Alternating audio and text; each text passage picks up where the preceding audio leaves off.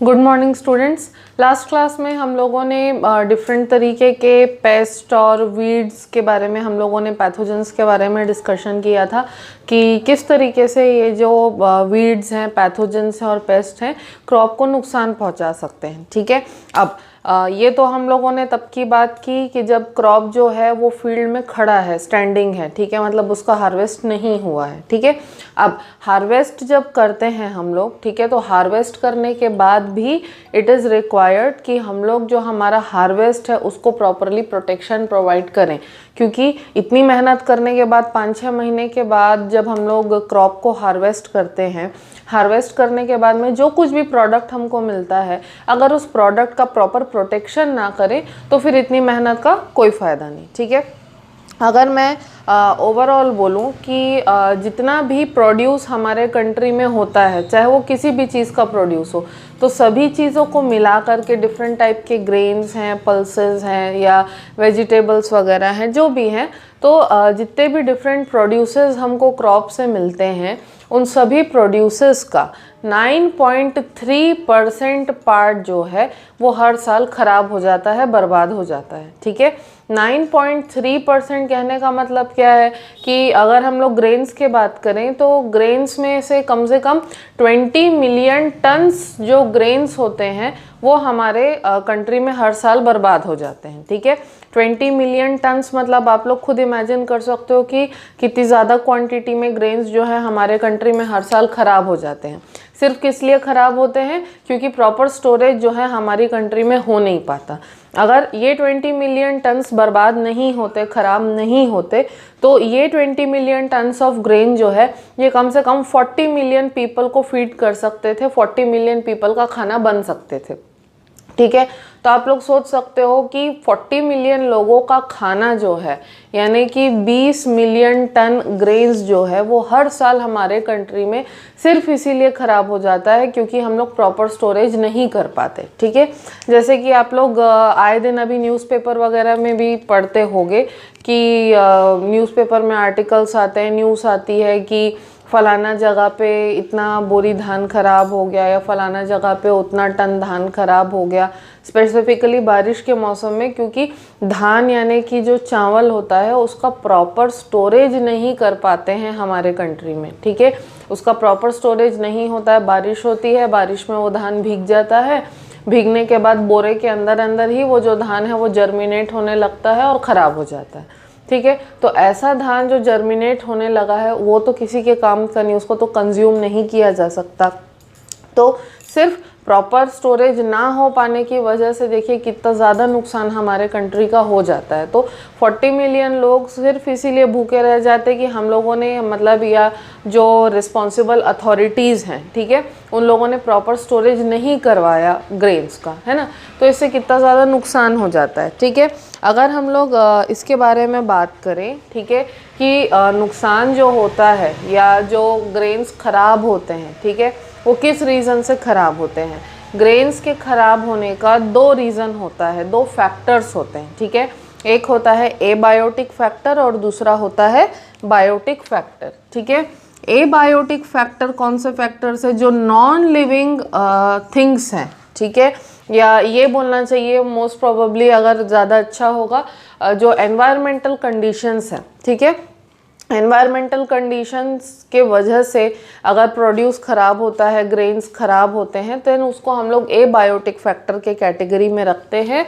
और अगर living things के वजह से ग्रेन्स जो हैं वो ख़राब हो रहे हैं, तब उसको हम लोग बोलेंगे बायोटिक फैक्टर। ठीक है, तो नॉन लिविंग के वजह से अगर ग्रेन्स ख़राब हो रहे हैं तो वो एबायोटिक फैक्टर में आएगा, और लिविंग थिंग्स के वजह से अगर ग्रेन्स ख़राब हो रहे हैं तो वो बायोटिक फैक्टर में आएगा। अब एबायोटिक फैक्टर के अंदर क्या क्या चीज़ें हो सकती है? टेम्परेचर हो सकता है, मॉइस्चर हो सकता है, रेन हो सकता है, ठीक है, या फिर एबायोटिक फैक्टर में और हम लोग क्या इंक्लूड कर सकते हैं? ह्यूमिडिटी इंक्लूड कर सकते हैं। ठीक है, तो एयर है, टेम्परेचर है, मॉइस्चर है, ह्यूमिडिटी है, रेन है, ठीक है, ये सारी चीज़ें जो हैं ये एबायोटिक फैक्टर्स में आएंगी। और बायोटिक फैक्टर्स के अंदर डिफरेंट तरीके के पेस्ट्स हो सकते हैं, या जिसको हम लोग माइट्स बोलते हैं, घुन बोलते हैं, वो हो सकते हैं। रोडेंट्स यानी कि छुछुंदर या चूहा वगैरह हो सकता है, ठीक है। या फिर पैथोजेंस यानी कि फंगस या बैक्टीरिया भी हो सकता है। तो इस तरीके से जितने भी लिविंग ऑर्गेनिजम्स हैं वो किस में इंक्लूडेड है, बायोटिक में। और जो एनवायरमेंटल कंडीशंस, एनवायरमेंटल फैक्टर्स हैं वो एबायोटिक फैक्टर के अंदर इंक्लूडेड हैं, ठीक है।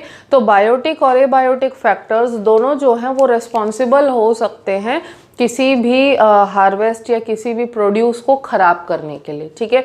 ओवरऑल दोनों में से चाहे कोई सा भी फैक्टर जो है वो प्रोड्यूस को या हार्वेस्ट को इन्फ्लुएंस करे या उसको ख़राब करे, ओवरऑल नुकसान किसका होता है, हमारा ही होता है। कैसे नुकसान होता है, अगर मान के चलते हैं एबायोटिक और बायोटिक फैक्टर दोनों में से किसी एक के वजह से या दोनों के ही वजह से अगर हमारा हार्वेस्ट ख़राब हो रहा है, तो हार्वेस्ट की क्वालिटी में क्या डिफरेंस आएगा।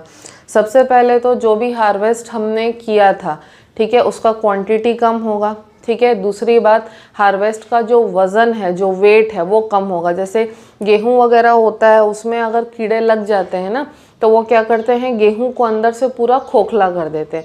तो बाहर से गेहूं देखने में वैसे ही दिखेगा, लेकिन अगर उसको हम लोग दबा करके तोड़ करके देखेंगे तो अंदर से पूरा खोखला होगा। तो इस तरीके से वेट कम हो जाता है, ठीक है। उसके बाद उसके अंदर के न्यूट्रिशनल क्वालिटीज़ सारी की सारी चले जाती हैं, ठीक है। उसके बाद उसकी मार्केटेबिलिटी इफेक्ट होती है। मार्केटेबिलिटी इफेक्ट होने का मीनिंग क्या है कि अगर कोई ख़राब चीज़ को आप मार्केट में बेचने जाओगे तो वो देख करके ही किसी को भी समझ में आ जाएगा, कंज्यूमर को, ठीक है। तो कोई ख़राब चीज़ है तो कंज्यूमर उसको क्यों खरीदेगा, है ना। तो अगर कोई ख़राब ग्रेन है, ठीक है, उसको लेने के पहले कोई भी कंज्यूमर चेक करता है कि वो है कैसा। तो अगर ख़राब ग्रेन्स उसको देखने के लिए मिलेंगे तो वो क्यों खरीदेगा उस चीज़ को, है ना। तो प्रोड्यूस की जो मार्केटेबिलिटी है वो ख़राब हो जाती है, ठीक है। या फिर जो ग्रेन्स हैं, ठीक है, ग्रेन्स की जर्मिनेशन की क्वालिटी जो है वो ख़राब हो जाती है, प्रॉपरली जर्मिनेट नहीं कर पाते हैं, ठीक है। या ये बोले कि उनके अंदर का जो क्वालिटी होता है कि जिसके वजह से, या उनके अंदर के जो गुड फीचर्स होते हैं कि जिसके वजह से कोई भी कंज्यूमर उनको ख़रीदता है, वो सारे के सारे जो फीचर्स हैं वो भी इफ़ेक्ट होते हैं। तो ओवरऑल क्या होता है कि ऐसा प्रोड्यूस जिसको कि बायोटिक या एबायोटिक फैक्टर्स ने अफेक्ट किया है, ऐसा प्रोड्यूस जो है वो किसी के काम का नहीं होता, और जनरली ऐसे प्रोड्यूस को जो है मार्केट में बेचा भी नहीं जा सकता। तो डायरेक्टली इससे नुकसान किसको होता है, नुकसान फार्मर को ही होता है इससे, ठीक है। एक और एग्जांपल से समझाती हूँ इस चीज़ को। अगर हम लोग मार्केट में कोई सब्जी लेने के लिए जाते हैं, ठीक है, मान के चलो कि अगर हम लोग भिंडी ही ले रहे हैं या कोई भाजी खरीद रहे हैं, तो हम लोग सबसे पहले भाजी खरीदने के टाइम पे क्या देखते हैं कि हरी है कि नहीं, ठीक है, कहीं कोई दाग धब्बे तो नहीं है, पत्ते कटे छटे तो नहीं है, कहीं पत्तों में छेदा तो नहीं है, पत्ते टेढ़े मेढ़े तो नहीं है, ठीक है। तो ये सारी चीज़ें हम लोग देखते हैं। अगर इसमें से कोई सा भी एक फैक्टर हमको नज़र आ जाए कि पत्ते में छेदा है या कुछ दाग धब्बा लगा है, कीड़ा लगा है, कुछ भी एक चीज़ भी हम लोग देखते हैं तो हम लोग भाजी को छोड़ देते, खरीदते नहीं हैं। तो जो पर्सन उस भाजी को बेचने के लिए आया है उसका क्या हो गया, डायरेक्टली नुकसान हो गया, ठीक है। तो कोई भी बायोटिक या एबायोटिक फैक्टर जो है उसके वजह से क्या होता है, प्रोड्यूस की क्वालिटी, ओवरऑल क्वालिटी जो है वो इफेक्ट होती है, और फिर उसके वजह से वो जो प्रोड्यूस है वो किसी के भी काम का नहीं रहता, यूज़ के लिए अनफिट हो जाता है, ठीक है। अब इतने सारे जो प्रॉब्लम्स हैं वो तो हम लोग फेस करते हैं, लेकिन हम लोग ऐसा क्या कर सकते हैं कि ये प्रॉब्लम्स हमको ना हो, हम लोग ये प्रॉब्लम्स होने से कैसे बच सकते हैं, ठीक है। तो जनरली हमको क्या करना होता है कि हम लोग दो तरीके से हार्वेस्ट या प्रोड्यूस का नुकसान होने से बचा सकते हैं, ठीक है। दो तरीके से हार्वेस्ट या प्रोड्यूस का नुकसान होने से बचा सकते हैं। दो मेथड्स हैं, पहला है प्रिवेंटिव मेथड, ठीक है, पहला होता है प्रिवेंटिव मेथड और दूसरा होता है कंट्रोल मेजर्स,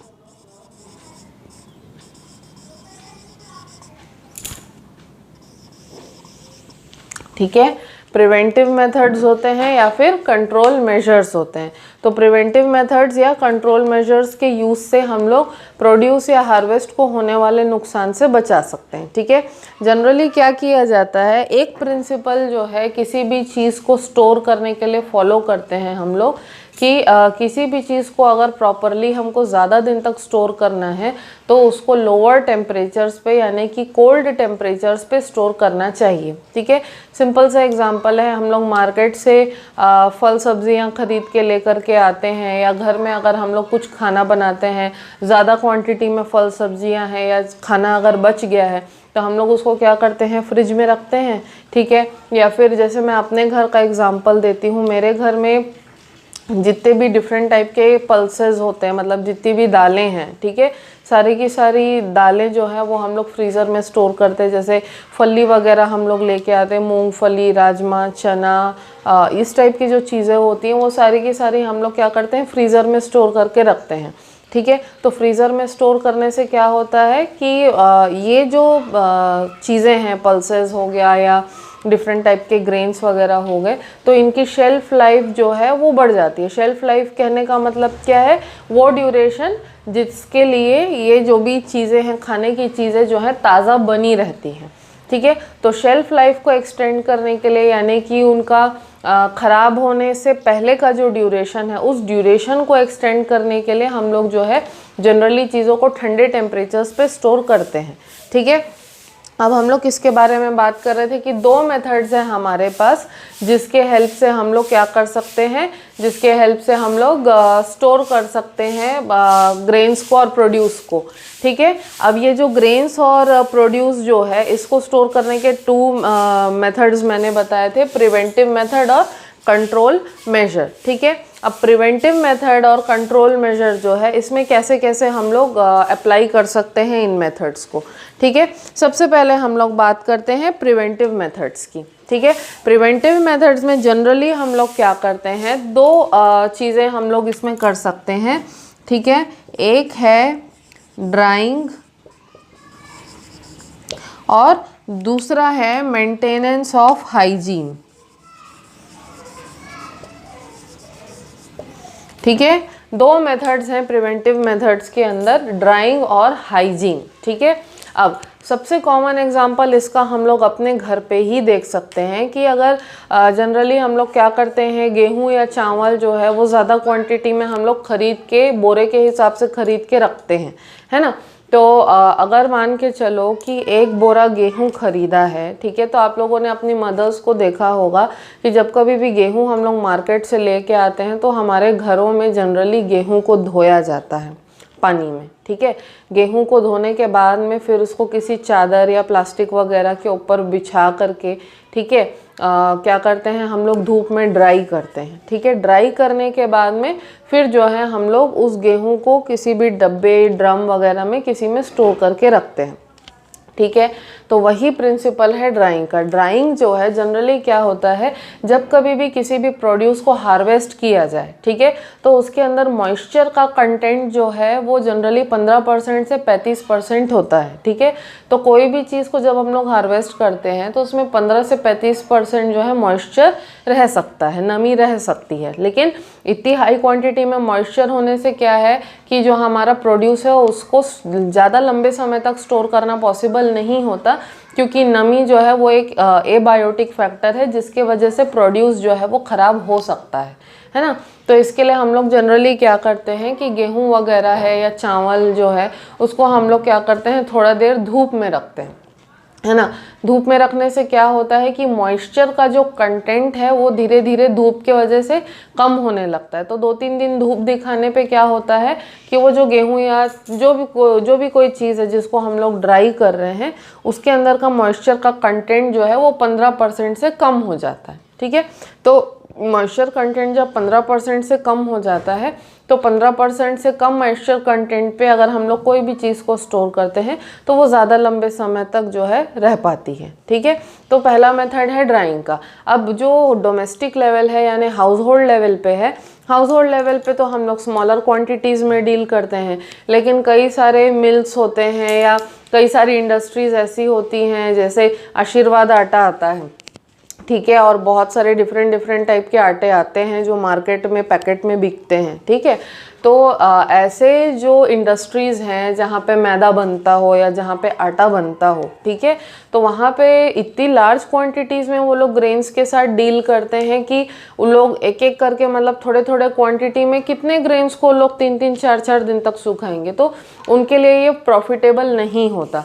तो जो बड़ी इंडस्ट्रीज़ होती हैं जहाँ पे लार्ज स्केल में ग्रेन्स की प्रोसेसिंग होती है, जैसे कोई इंडस्ट्री है जहाँ पे बेसन बन रहा है तो लार्ज स्केल में वहाँ पे चना दाल की प्रोसेसिंग हो रही है ना।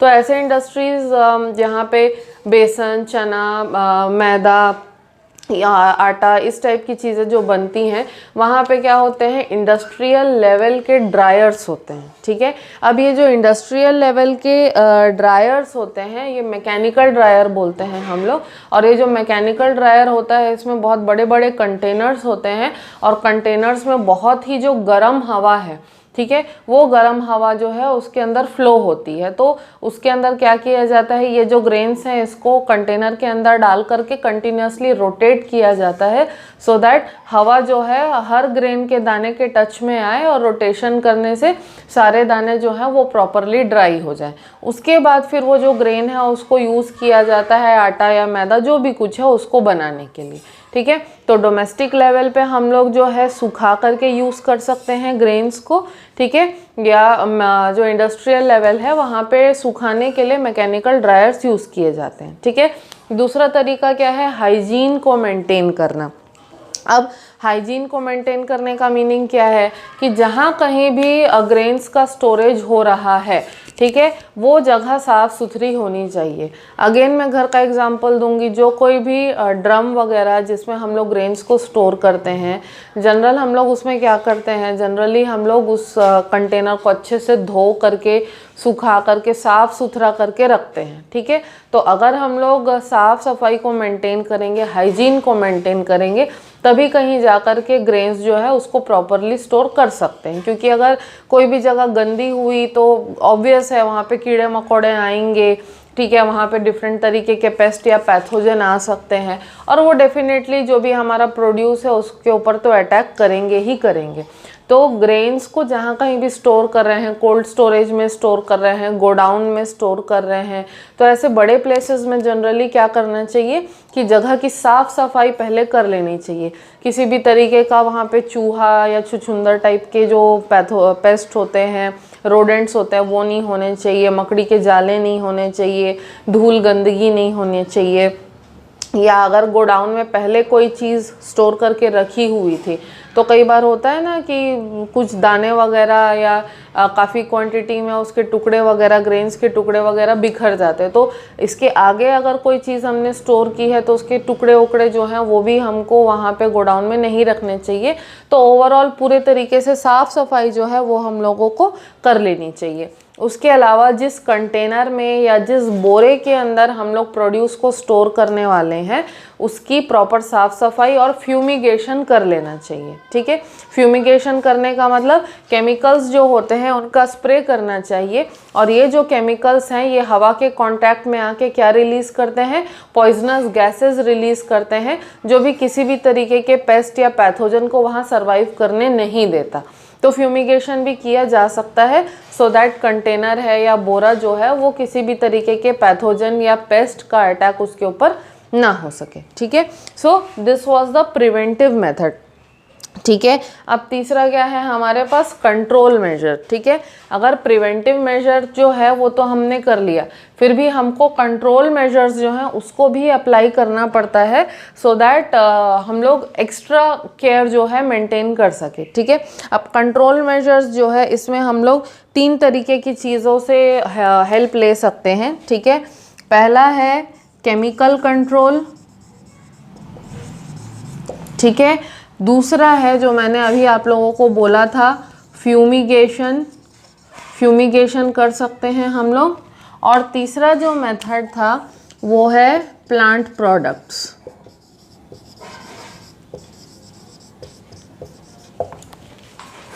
ठीक है।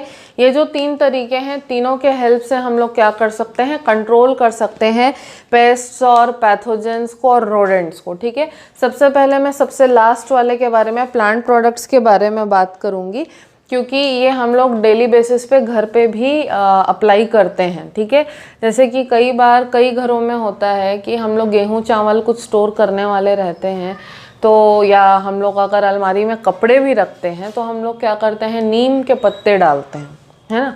नीम के पत्ते किस लिए डालते हैं, क्योंकि नीम के अंदर जो है एंटीबैक्टीरियल और एंटीबायोटिक प्रॉपर्टीज़ होती हैं, जिसके वजह से वहाँ पर जिस भी जगह पे नीम के पत्ते रखे हों वहाँ पेस्ट का या कीड़े मकोड़ों का जो आना है वो रुक सकता है। ठीक है, कंट्रोल हो सकता है। तो कई बार जो नीम के पत्ते रखते हैं उससे भी हम लोग पेस्ट या पैथोजेंस को कंट्रोल कर सकते हैं। उसके बाद पायरिथ्रम नाम का एक बायोकेमिकल होता है, ठीक है, जो कि क्राइसैंथेमम से यानी कि सेवंती से निकलता है। तो पायरिथ्रम जो है उसको भी क्या कहते हैं कि हम लोग प्रोड्यूस के साथ में मिक्स करके या प्रोड्यूस के साथ में रख सकते हैं, और ये हम लोग होप कर सकते हैं कि किसी पैथोजन या पेस्ट का अटैक ना हो। ठीक है, तो ये जो प्लांट प्रोडक्ट्स का यूज़ है, ठीक है, तो इसको हम लोग जनरली स्मॉल क्वांटिटीज़ में अगर स्टोरेज कर रहे हो उसके लिए करते हैं। लार्ज क्वांटिटीज़ में अगर हम लोग किसी भी चीज़ को स्टोर कर रहे हैं तो उसके लिए प्लांट प्रोडक्ट्स उतने ज़्यादा एफिशिएंट नहीं होते। तो अगर हम लोग डोमेस्टिक लेवल पे यूज़ कर रहे हैं प्लांट प्रोडक्ट्स को तो देन उनका एप्लीकेशन जो है वो सक्सेसफुल रहता है, लेकिन लार्ज स्केल पे इनका एप्लीकेशन सक्सेसफुल नहीं रहता। ठीक है, फिर हम लोग फर्स्ट वाले मेथड पे आते हैं जो कि है केमिकल कंट्रोल। ठीक है, केमिकल कंट्रोल में हम लोग सिंपली क्या कर सकते हैं, पेस्टिसाइड्स का यूज़ कर सकते हैं। ठीक है, तो जिस गोडाउन में हमको ग्रेन को स्टोर करना है वहाँ हम लोग लार्ज क्वांटिटीज़ में पहले से पेस्टिसाइड को स्प्रे कर सकते हैं, और पेस्टिसाइड को स्प्रे करने के बाद में हम लोग जो प्रोड्यूस है उसको वहाँ पर गोडाउन में रख सकते हैं। तो पहले से पेस्टिसाइड स्प्रे करने से क्या फ़ायदा होगा कि पहले से ही जगह जो है साफ़ सुथरी रहेगी, क्लीन रहेगी, और पहले से ही अगर हम लोग हाइजीन मेंटेन करके चलें, साफ़ सफाई मेंटेन करके चलें, तो पेस्ट और पैथोजन के अटैक का जो चांस है वो कम हो जाता है। ठीक है, उसके बाद अगर हम लोग सेकेंड वाले की बात करें, फ्यूमिगेशन। ठीक है, तो फ्यूमिगेशन में मैंने अभी भी आप लोगों को बताया था कि सर्टेन केमिकल्स होते हैं कि जिनका स्प्रे करने के बाद ये केमिकल्स हवा के साथ में रिएक्ट करते हैं। हवा में जो मॉइस्चर होता है, एयर का जो मॉइस्चर होता है, एयर के मॉइस्चर के साथ रिएक्ट करते हैं और पॉइजनस गैसेस प्रोड्यूस करते हैं। ठीक है, तो ये जो पॉइजनस गैसेस है वो पूरे गोडाउन में क्या हो जाएगी, फैल जाएगी, और ये इंश्योर करेगी कि उस गोडाउन में किसी भी पेस्ट या पैथोजन की जो एंट्री है वो ना हो पाए, और अगर एंट्री होती भी है तो ये पॉइजनस गैसेस के वजह से आकर के पेस्ट या पैथोजन जो है वो मर जाता है और जो प्रोड्यूस है उसको नुकसान नहीं पहुंचा पाता है। ठीक है, so these were the different methods की जिसके हेल्प से हम लोग हार्वेस्ट को प्रॉपरली स्टोर करके रख सकते हैं। ठीक है, तो यहाँ पर जो है हम लोगों ने